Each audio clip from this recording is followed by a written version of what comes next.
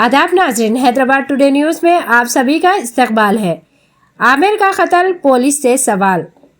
ये खबर सिर्फ एक कत्ल नहीं, ये निज़ाम और सिस्टम पर सवाल है। पहाड़ी शरीफ के हुदूद में आमिर का कत्ल हो जाता है। पुलिस कहती है केस सॉल्व हो गया। कुछ मुलजिमीन गिरफ्तार है, लेकिन कुछ अभी भी फरार है। सवाल ये है, कत्ल से पहले हिफाजत क्यों नहीं? निगरानी थी या सिर्फ फाइलों में जिम्मेदारी? कत्ल के बाद कार्रवाई दिखाई जाती है, लेकिन अवाम पूछ रही है। सवाल ये है, क्या पुलिस सिर्फ वक्त के बाद एक्शन का नाम है? आपकी क्या राय है? कमेंट्स में ज़रूर बताएं। नमस्ते, मैं राघवेंद्र रेड्डी, इंस्पेक्टर पहाड़ी शरीफ। 13 के दिन 13 तारीख के दिन रात के 11 बजे एक मर्डर का इंसिडेंट हुआ बोल के हमारे शेख फरीद ने कंप्लेंट दी है। शेख फरीद के भाई शेख अमीर जो है, उन्होंने उसका कत्ल नबी होटल के पीछे कत्ल हुआ बोल के हमारे पास कंप्लेंट आए। वो कंप्लेंट में हम 628 ऑफ 25 103 क्लास BNS में हम केस एक रजिस्टर करे। वो इन्वेस्टिगेशन के दौरान उसमें 7 लोग को हम कस्टडी में लिए, इन्वेस्टिगेट करे और 7 लोगों को कोर्ट में प्रोड्यूस करे और जेल को हम भिजाए। ये मर्डर के पीछे हमारे को मालूम है सो इन्वेस्टिगेशन में गए साल बालापुर में क्राइम नंबर 11 ऑफ 24 में मुबारक शिखर नाम का आदमी का कत्ल हुआ था। वो कत्ल में अब डिसीज्ड जो है शेख आमिर उन A2 में है। शेख आमिर के ऊपर अभी 9 केस है।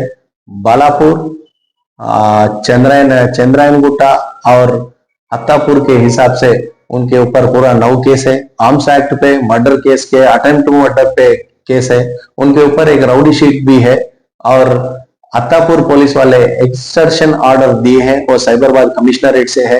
वो एक्सटर्शन का ऑर्डर होने के वास्ते ये बालापुर लिमिट्स में शेख फरीद उनका खास भाई है, उनको मिलने आए थे। वो ये जो मुबारक शिखर 2024 में मर्डर हुए, उनका रिलेशन जो है अहमद नाम का है, उनका बहन का बेटा है। उनके दोस्त पूरे 7 लोग हैं। उसमें जाफर बेग, अब्दुल्ला जबर और इब्राहिम बिन, अवैस बिन, अफानुल्ला और जुनैल का एक लड़का है। उन्होंने पूरे 1 महीने से प्लान करे उनको मारने के लिए। हमारे मामू को इन्होंने मारे और वीडियो भी करे। इनके हिसाब से रिवेंज मर्डर का प्लान था। ये मर्डर पूरा एक राउडी शीट, दूसरा राउडी शीट को ये पूरा ये रिवेंज करके 1 हफ्ते से 1 महीने से करके ये प्लान करे थे। ये 13 के दिन रात के 10:30 को आमिर इनके भाई फरीद के पास आया, उनसे चले जा रहा, नबी होटल के पीछे आ रहा। वो समझ के 3 गाड़ी पे 3 चाकू लेके 8 फ्रेंड्स पूरे आए, उसमें 2 रक्की करे। ये पूरा करने के बाद जब नबी होटल के पीछे आए थे, जब आमिर को पकड़ लिए, आमिर के साथ उनका दोस्त अमन भी था। अमन जो है आई विटनेस है।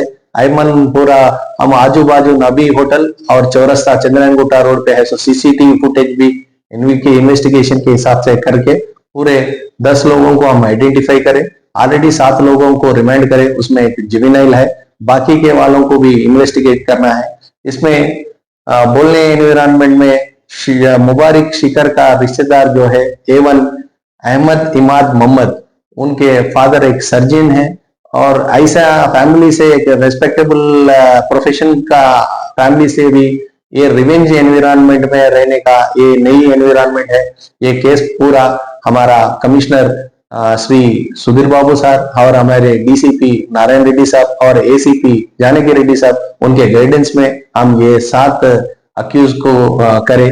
और ऐसा रिवेंज मर्डर ऐसी एरिया में बालापुर में जो राउडी शीटर है, पहाड़ी शरीफ में जो राउडी शीटर है, आजू बाजू चंद्रायन गुट्टा पे रोड राउडी शीटर है, उन लोगों को पूरा काउंसलिंग करके ऐसा रिवेंज मर्डर के एनवायरनमेंट में एक फैमिली का कितना नुकसान हो सकता, वो पूरा काउंसलिंग करने का दौरान एक प्रोसेस कर रहे जो भी है। फिर राउडी शीटर्स को काउंसलिंग करना और उनको बाइंड ओवर करना। ऐसा रिवेंज मर्डर ये एरिया पे नहीं हुए सर का हम हमारे गाइडेंस, हमारे CP साहब और DCP साहब, ACP साहब का गाइडेंस लेके ऐसा एनवायरनमेंट, फिर ऐसा रिपीटेड एनवायरनमेंट नहीं हुए सर का फैमिली काउंसलिंग और उनका एजुकेशन एनवायरनमेंट और क्राइम एनवायरनमेंट के हिसाब से एक काउंसलिंग सेशन रख के ऐसा चीज फिर रिपीट नहीं हुए सर का हम करने के लिए हमारे ऑफिसर्स इंस्ट्रक्शन दिए। बाकी के 3 अक्यूज्ड को भी हम कस्टडी में लेते हैं। जब वो टाइम पे हम पूरा केस के डिटेल्स बात कर सकते हैं। Thank you.